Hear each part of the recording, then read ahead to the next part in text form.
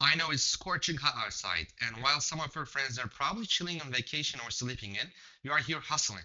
And I promise you, it's gonna pay off really well. When others are resting, you should be studying. This is the time where you put in the work. In this video, I'm gonna be giving you a detailed motivational and super informative breakdown on how to crush digital SAT in 2025, what changed in the June exam, what students struggle with the most, and how to use tools like Desmos the smart way and the study strategies that actually work. These are the exact methods I use with my own students, the exact tips I use when solving SAT questions on TikTok, and the mindset that separates average scores from the elite ones. But before we begin, I would like to introduce myself. My name is Tarık, and I'm an IB English teacher, and I teach math and English simultaneously for the SAT. I graduated from English language teaching, and I also studied civil engineering, and I spent some of my years in Canada. Studying English and math both, relaxes my mind actually. It helps me, soothe down and enjoy my time with students. I also spent some of my high school years studying in Canada, which exposed me to different educational perspectives and systems. Now, let's dive in about SAT exam.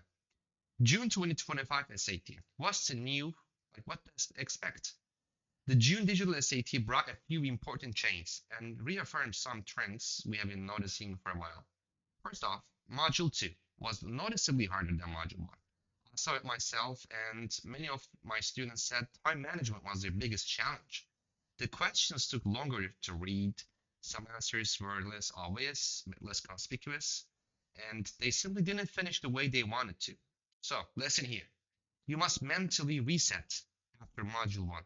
Remind yourself, this next one is really harder, way more harder than the Module 1. And you have to remind yourself, I need to stay sharp and I need to pick up the pace. Treat each module as a new game, okay? And it gets harder if you did, really good. Also, expect more rhetorical synthesis questions. These are the ones where you have to match the purpose to the most relevant detail. Skip the notes if you are short on time and go straight to the goal statement in the question. Then eliminate anything off topic. One more thing, be extremely careful with the calculator's angle setting. Okay, guys?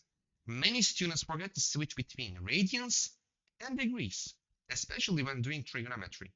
The SAT usually assumes degrees unless otherwise specified, so always double check the calculator mode before you start.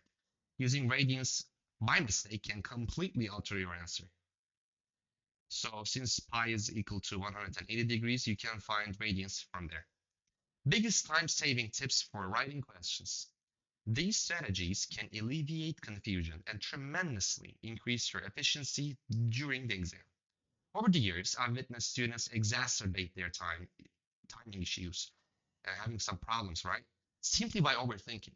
Here is how to avoid that. First, for punctuation questions, read only one sentence, usually the one with the underlined portion. Don't read the whole paragraph. Second, use the odd one out trick. This is super important. You must be having seen the techniques like this on TikTok. I'm pretty sure about that. Compare they are, they were, they have been, or he is, he was, he had been, or like singular, singular, singular, and the fourth one is plural. The answer is plural. The one that doesn't match in tense or form is likely the answer. Third, vocabulary in context. Predict the blank. Don't read the word first. Instead, read around it and fill in the blank yourself. Then match it to a choice. Got it? Students always tell me, "Tarek teacher, I didn't study all these old English words. I don't know what scorch or superfluous means." Or let's say tis, which is equal to it is. Or thou or though, doesn't really matter. Or thy, thy, right? Here's the truth. Words like superfluous, corroborate, or ameliorate might sound intimidating, but they are part of the test design to assess nuance. You don't need to memorize ancient vocab, of course, but you can often infer meaning from one or two surrounding words. But, and this is really important, I still believe studying vocab matters. Most of the TikTokers say, just don't study vocab. I disagree. It's not about memorizing random words, it's about building understanding.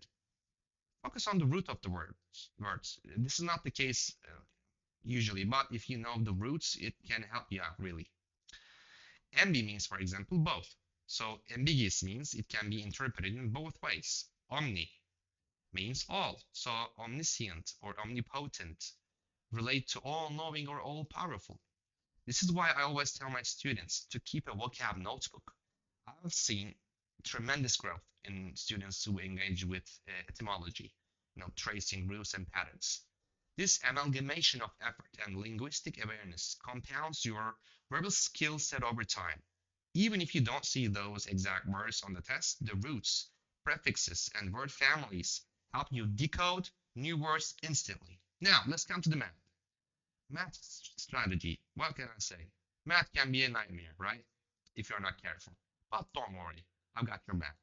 If you don't want to fall on your face when you see a messy question or equation, these tips will help you stay upright and even fly a little. Now, let's quickly remind ourselves one of the most important forms, for example, let's say circle equation or a vertex form or quadratic form of the equations, right? What was the circle one, for example? X minus h squared plus y minus k squared is equal to r squared, right? And when you imagine a circle, the center is h and k, and the surrounding point, let's say you choose one in here, x and y, you gotta find the length from Pythagorean theorem. That's how it comes. X minus h squared and the rise, right? Y minus k squared is equal to hypotenuse square of it, which is r squared in this case. And what else? If you are not using decimals, you are missing out a lot, by the way. Here are a few game-changing ways to use it. Circle questions. Type them and visually confirm the center and radius. You can even trace the boundary. And what else? Intersection points. Graph both sides of an equation to find solutions. Just look where the curves meet. And tables. Use tables. There is the add button on decimals, right? You can add tables in there. Use tables to confirm whether a function is linear or quadratic. This is key for data interpretation. And you understand it from, you select 2 points, right? If the slope, the derivative, the tangent is same with the third or fourth points, then it means it's linear if it's same. And if the slope changes like this, then in that case it's quadratic. And be careful about the tilted equal sign, right? Sometimes an approximation is enough. If it says which value is closest, you gotta choose that. But aside from that, when you are drawing a table, right? And there are like x and y's on top, right? And when you type in the equation and you wanna create a resemblance and correlation with the table, then you gotta write x1 tilted equation sign, right? Equal sign, and y1, so that it's gonna take the numbers from the table. And don't forget, by the way, always reminding this to my students, negative b over 2a gives you the x coordinate of the vertex in a quadratic. So very useful in optimization problems. How about mindset and study habits? Now let's come to that point. Let's face it, studying can feel like eating dry toast while your friends are feasting on gelato in Bodrum. Bodrum is a city in Turkey, most of you may know, since the audience is Turkish mostly. But trust me, when August rolls around and you are scoring a 1400 plus while they are wondering where to start, you will thank yourself. Let's talk about one of the most impactful things you can do, solving full-length SAT practice tests, under timed conditions, of course. According to research conducted by the College Board and other prep analysts, students who consistently took full-length digital SATs, especially under real exam timing, scored on average 60 to 100 points higher.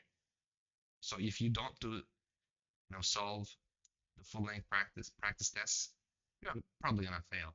You gotta understand and really get a full grasp of your weaknesses and strengths.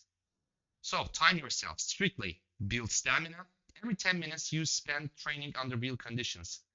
This alleviates test anxiety and gives you confidence. Your brain adapts to pressure like boxing, right?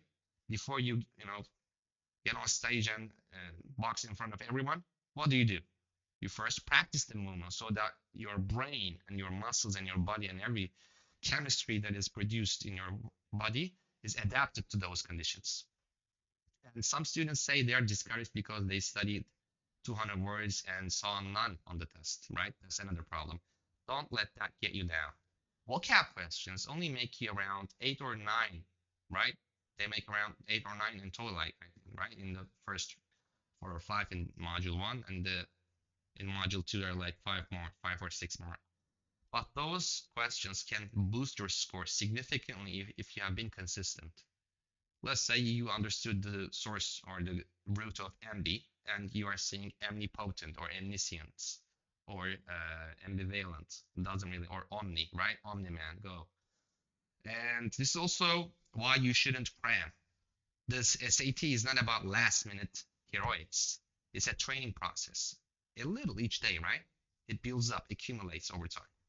And don't forget to review your mistakes in a journal, like have a notebook or something, and revisit 2 3 weeks later to see if you have improved. You can have a folder and you can take screenshots of the questions. You can send me from WhatsApp if you like, if you have my number. Target your weak areas, not just ones you like. As I mentioned, don't be fooled by one good practice score. This is happening most of the times. Students are just telling me, hey, I scored 1500. Do you think I'll be able to do the same thing in the real exam? If it's consistent, yes. Let me be frank about that. Scoring a 450 once doesn't really mean you'll get it on test day. You need to stay consistent. And if you want to practice with high quality, carefully crafted SAT style questions, you can acquire my own exclusive English question bank focused solely on reading, writing, vocabulary, and grammar and punctuation. It's not for math, but it's packed with content that mirrors the actual test. Just DM me if you're interested. That's everything I wanted to share with you today. This isn't just about solving equations, it's about developing a system that works. If you're watching this video, you're already ahead of the curve. Be sure about that. Stay motivated, stay strategic, and remember, when your friends are sleeping in or scrolling TikTok, you are building your future, right? And again, I'm Tariq Hoca. I've been helping students dominate the SAT for over 7 years. You can find me on TikTok for more tips, tricks, and breakdowns. If this helped, leave a like, comment your biggest takeaway, and share it with someone who is prepping for August or the following exams. Thank you for watching this video. Bye bye.